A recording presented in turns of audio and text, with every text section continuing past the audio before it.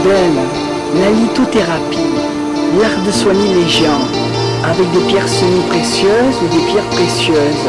Qu'est-ce que c'est exactement cet art? C'est les pierres qui, elles, nous apportent de l'énergie pour certaines personnes qui sont bloquées, etc. Alors, je voudrais parler des inclusions. Là, il y a une inclusion qui est magnifique, on dirait un paysage. C'est un cristal de roche. Et là, il y a aussi une inclusion. Je ne sais pas si on le voit bien à la caméra. Ça s'est formé dans les fours. Et là, je vais parler du cristal de roche laser. Laser, je me rappelle. Le laser, celui-là, on peut s'en servir pour des opérations auriques, c'est-à-dire quand il y a un blocage quelque part, on ouvre et on travaille. Daté, mais d'après ceux qui s'occupent des cristaux, ils disent qu'il y a au moins 3 millions d'années. Parce qu'elle a d'abord eu une sortie, puis elle a été recristallisée. C'est pour ça qu'il y a les inclusions dedans. D'abord elle est sortie du four, puis elle a été recristallisée. Et ça a fait comme une chape dessus. D'accord. Et il y a 6 faces. Toujours. 1, 2, 3, 4, 5 et 6. Toujours 6 faces. Répandues sur notre planète. Et tu sais que beaucoup de choses proviennent des minéraux, c'est-à-dire les métaux, les végétaux, les plastiques, les carburants, etc. Pour comprendre d'où vient le cristal et comment il se forme, nous devons faire un voyage dans le temps, aux origines du monde, le Big Bang. Il fut une extraordinaire explosion d'énergie. Cette théorie n'est plus contestée aujourd'hui, grâce à la confirmation du satellite Gobe, qui enregistra le bruit de fonds fossiles que l'on retrouve dans tous les vides spatials depuis environ 15 milliards d'années. L'univers continue de s'expandre, entraînant avec lui tout ce qui compose. La matière première, constituée de nuages gazeux hydrogène, généra les premières galaxies, puis les premières étoiles. Même le temps de vie d'une étoile nous paraît infini. Ces premières étoiles géantes moururent et libérèrent dans le cosmos les éléments lourds de leur noyau sous forme de poussière. Je vais vous parler maintenant des pointes simples qui possèdent une seule pointe qui est émettrice et l'autre côté réceptive, c'est-à-dire le plus et le moins. J'en montre une deuxième, le plus et le moins. J'en montre une petite, le plus et le moins.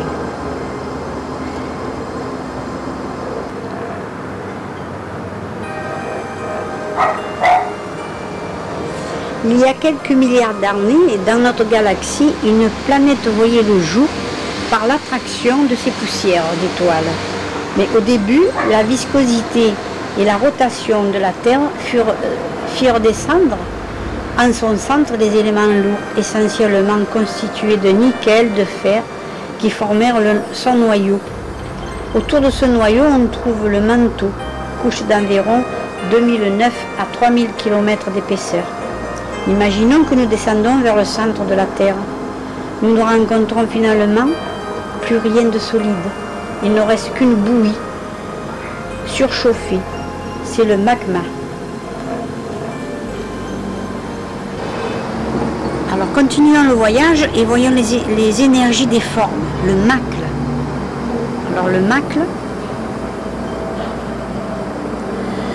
c'est plusieurs pointes associées.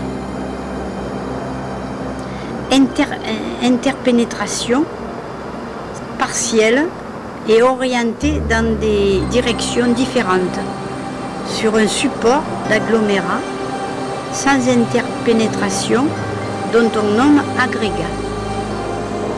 Je l'ai bien montré. On peut voir le magma comme une solution très dense, où se dissouent ses divers constituants atomiques. Sa composition détermine dans une grande mesure la nature du minéral, qui composera la roche finale. Oxygène, silicium, aluminium, fer, magnésium, calcium, sodium et potassium. Selon cet ordre, représentant 99% des éléments en présence dans la croûte terrestre. Les conditions qui président à la formation des divers minéraux sont complexes. Néanmoins, l'on peut dire que dans le magma, un refroidissement se cristallise dans un ordre qui dépend de leur degré de solidité. Le manteau est maintenu à l'état plastique par la fusion du noyau, c'est-à-dire qu'il ressemble à une pâte molle et autour du manteau, on trouve la croûte terrestre qui est relativement très fine comparée à la masse du globe.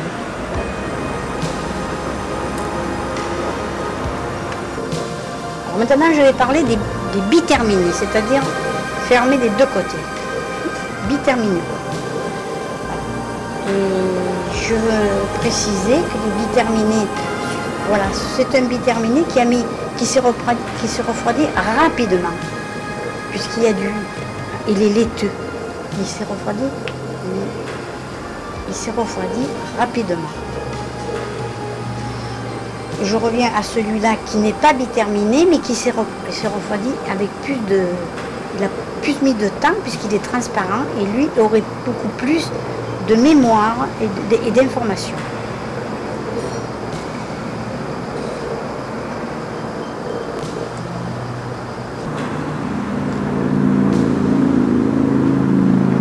La croûte est constituée de roches qui elles-mêmes sont composées d'un ou de plusieurs minéraux.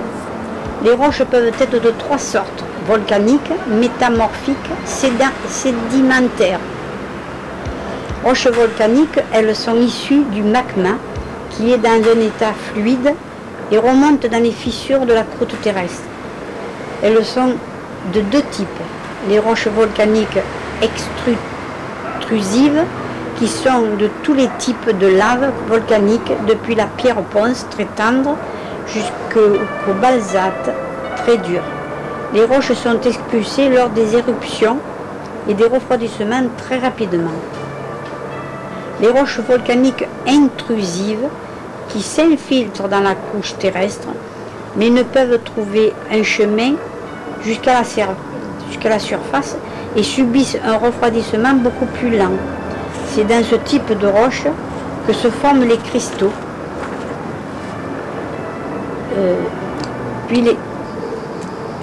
Alors Isabelle, cette boule de cristal, c'est une boule naturelle, une cristal naturel? Non, celle-là c'est le cristal naturel, mais elle a été, elle a été mise en boule. Hein? Elle a été, comment on dit? On a fait une structure sphérique. Hein. Voilà, on a fait une structure sphérique. Elle a été manipulée par l'homme, si tu aimes mieux. Tandis que celui de tout à l'heure n'est pas manipulé par l'homme. Hein. Celui-là n'est pas manipulé par l'homme. Celle-là est manipulée par l'homme. Mais l'inclusion, c'est naturel. Hein. L'inclusion est naturelle. Alors, pour te demander, Isabelle, des fois, ça sert des supports pour chercher éventuellement des énergies, pour voir, pour remettre des énergies d'aplomb peut-être. Oui, mais pas cela. Enfin, la boule de cristal, non. La boule de cristal, il y en a qui s'en servent pour la voyance. Et les autres, oui, pour débloquer, c'est fort. Celle-là est très forte, je ne sais pas si tu la vois. On la voit, oui. Ouais. Celle-là, c'est une cathédrale.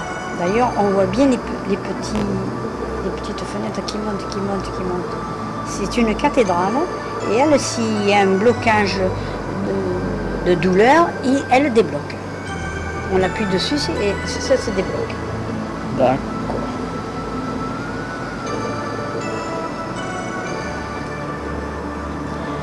Alors il y a les roches métamorphiques, ce sont des roches diverses, soit sédimentaires, soit volcaniques, soit même métamorphiques qui ont subi une transformation, une métamorphose due à de nouvelles élévations de pression et de température qui les ont modifiées profondément.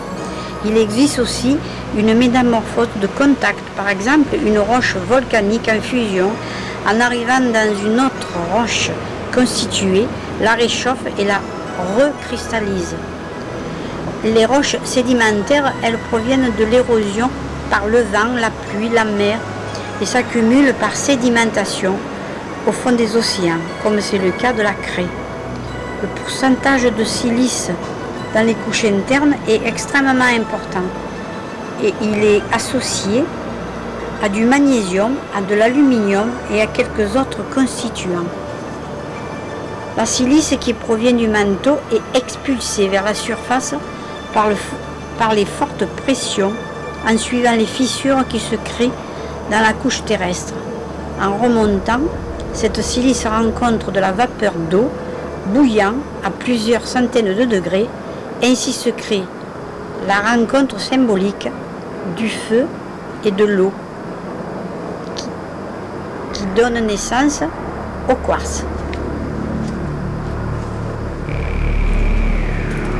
Alors Isabelle, ce laser, une opération aurique, qu'est-ce que c'est exactement?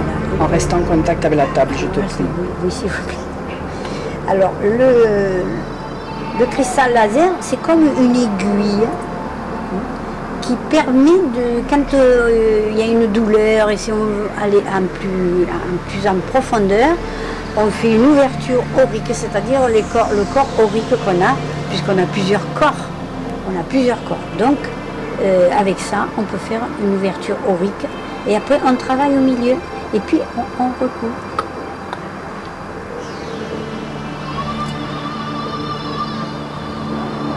Alors, nous étions tout à l'heure dans les inclusions. On va continuer dans les inclusions. Alors, il y en a une petite là. C'est un cristal de roche avec de la tourmaline. Et on l'a en plus gros ici. Cristal de roche et tourmaline à inclusion. Alors, la tourmaline, c'est une pierre spéciale. Oui, c'est une pierre noire qui, elle, aide dans le négatif ou ancré. C'est pour l'ancrage aussi. On le met au pied ou pour te protéger des ondes négatives. Ceux qui travaillent dans les ordinateurs, au téléphone, ont besoin de tourmaline. Là aussi, il y en a une toute petite, mais la tourmaline, elle est verte au lieu d'être noire. En fait, c'est quand même de la tourmaline, hein, dans le cristal de roche. Cette couleur verte, c'est dû à quoi, Isabelle? Alors, le cristal, la tourmaline verte, elle est spéciale pour soulager. Tandis que la noire, elle est pour protéger. Alors la verte, elle est bonne pour côté cœur, comme la rose. Il y a la tourmaline rose aussi, qui est bonne pour calmer, pour adoucir.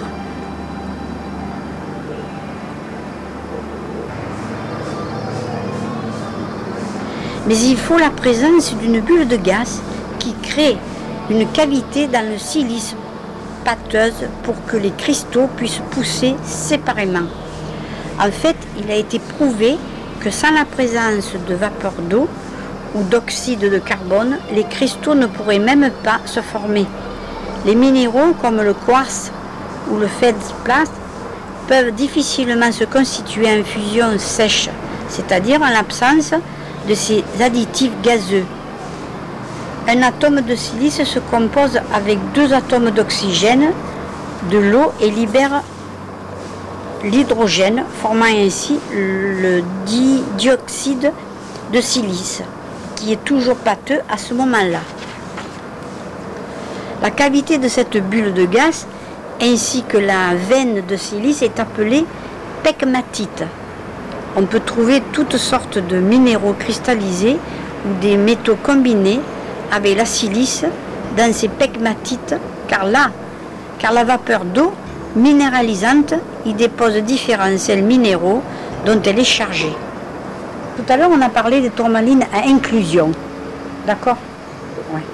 Maintenant, on prend de la tourmaline tout court. Ça, c'est naturel. L'autre aussi est naturel. Hein. C'est la noire que je t'ai dit qui est protection.